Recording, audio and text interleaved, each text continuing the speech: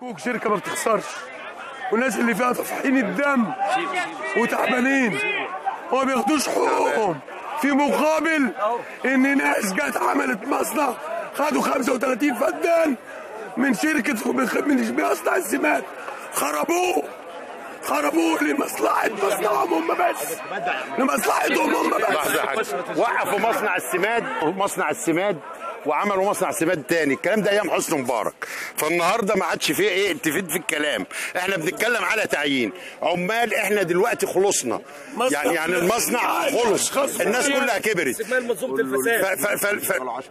واحد الاسم اللي كان فيه 30 واحد بقى فيه 2. طب مين اللي هيستحمل؟ السن كبر، لا في حد بيشيل ولا حد يتعلم، والمعدات استهلكت وما فيش حد بيجدد، والناس بتموت. اسرع موت في شركه الكوك، اسرع ناس بتموت في شركه الكوك. والشباب بيجي يعين، بيجي يجيب عقد، العقد بيجي المقاول بيحاسب الشركه على 100 جنيه المقاول، وبيدي الواد 20 جنيه. يعمل ايه ال 20 جنيه؟ طب ليه؟ لمصلحه مين؟ يعني الفساد اللي احنا فيه ده لمصلحه مين حاليا؟ سؤال واحد، مين السبب في خراب السماد القديم اللي هو موجود دلوقتي؟ الارض ده اللي موجود دلوقتي ديت، الناس السماد الجديد ما هو شغال ب 5% من مساحه الارض اللي موجوده في السماد القديم. مين السبب في خرابه؟ مين السبب في خراب السماد الجديد؟ الشباب اليوميات، شباب زي الورد شغاله بقى لها 5 سنين واكتر من 5 سنين. مين اللي خرب البطاريات؟ ومين اللي ورا الخراب اللي موجود؟ الخرده اللي موجوده بتتباع بتروح فين؟ فين الجديد اللي بيتعمل؟ الخبره اللي جايه تشتغل فين؟ مش عاوز يعينوا. اسم الشركه شركه النصر صناعه الكوك والكيماويات الاساسيه. يعني المفروض ان احنا نتبع الشركه القابضه للكيماويات، مش الشركه القابضه للمعادن، اللي بناء عليه الشركه القابضه وزاره الاستثمار ضمنا للقابضه للمعادن عشان نغطي مديونيات الصلب اللي بيصرف حقوقه واحنا ما بنصرفهاش. ده مبدئيا. ثانيا احنا بنشتغل اولا غاز، اول اكسيد الكبريت، ثاني اكسيد الكربون. ما فيش اي مهمات امن صناعي بتتصرف لنا. الشركه ما بتوفرش مهمات امن صناعي، اي حاجه ما فيش. عمال المقاول ما فيش تثبيت ليهم. ثانيا معدات متهالكه. العاملين يا عم الحاج ملابس غير ملابس مش ما بتوفرليش الحمايه الغذائيه. المنظمات اللي احنا شغالين فيها عربيات واحنا كل يوم بنموت. معلش لو هاخد من حضرتك دقيقه واحده بس، يعني ما تعلاش عليها قوي. بالنسبه للعماله دي، في ناس هنا في الشركه اداريه مش بيسموا مستشارين. انا نفسي افهم من المستشار اللي هو قاعد زي مثلا وليكن الاستاذ ابراهيم سعيد او الاستاذ احمد فهمي، انا نفسي افهم انت لما قاعد في الشركه هل هي العمال اللي شغاله دي ملهاش مطالب عند حضرتك؟ فلو سمحت اذا كنت قاعد في مكان يليق بحضرتك فانت لا مؤاخذه راعي الناس اللي شغاله، الناس اللي طالع هنا كف البطاريات. وبص برضك على موضوع السرقه، يعني بص على موضوع السرقه. انا ما بتكلمش على السرقه الخارجيه من الافراد المدنيين اللي بيسرقوا من الشركه، لا انا بتكلم من سرقه العمال من الشركه في الشركه. يعني الناس اللي بتسرق من الشركه وهي في الشركه. انا بيتهيألي برضك دي مطالب شرعيه، احنا مش بنطلب المستحيل. كون ان انت تمنع مني حافز تحقيق خطه، من المفروض تمنع من مدير عام، من رئيس قطاع، من رئيس قطاعات، من رئيس الشركه محمد موسى. انا عامل، انا اللي بنتج. العمال دي اللي بتنتج، العمال دي اللي بيطلع عينيها بالليل وبالنهار. ما يجي واحد يتكلم وواحد يشتغل وياخد له 200 300 جنيه، ايه يعملوا له ايه؟ عيل شغال باليوميه، شغال باليوميه وفولعه يشتغل باليوميه يموت، وابوه يطالب بدايته. ترفض ليه؟ وهي وحقوق عمال من المفروض ياخدها منك انت يا باشمهندس محمد موسى بصفتك ان انت رئيس شركه. الوكيل في كل ما تتسبب في خراب الشركه.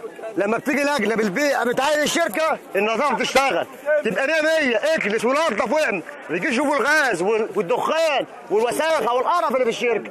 مين اللي بيشيل الحاجات دي كلها؟ احنا العمال اللي بتشيلها. وبيجي يقبضوا ويمشوا.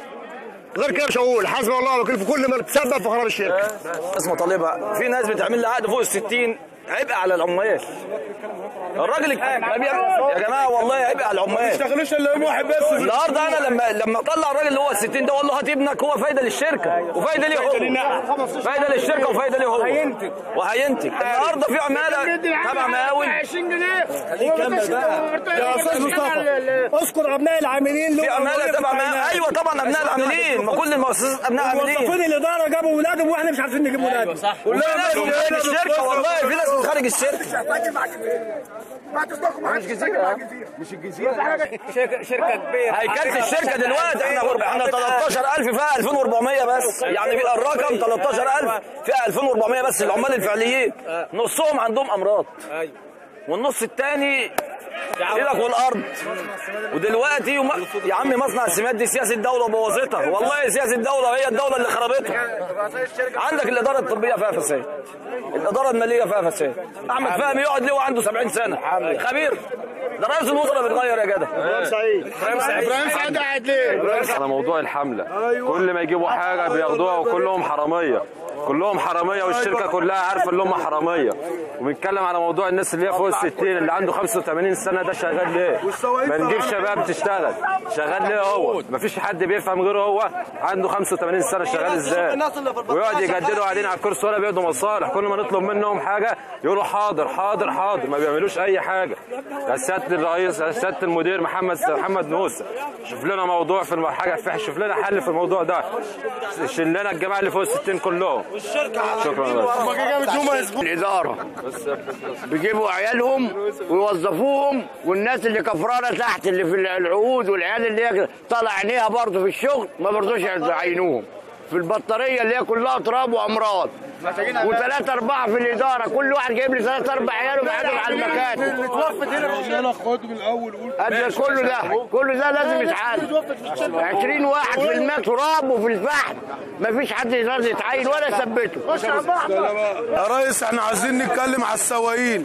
السواقين بتصحى من الساعة 5 الفجر ما بتروح، وفي سواقين بتاعة الورادي بتصحى من الساعة 3 ونص، بنروح حوالي الساعة 9 الساعة 10 بنروح، وفي الآخر آخر الشهر مرتب الواحد فينا الأساسي 300 جنيه 300 جنيه المرتب الأساسي بتاعه.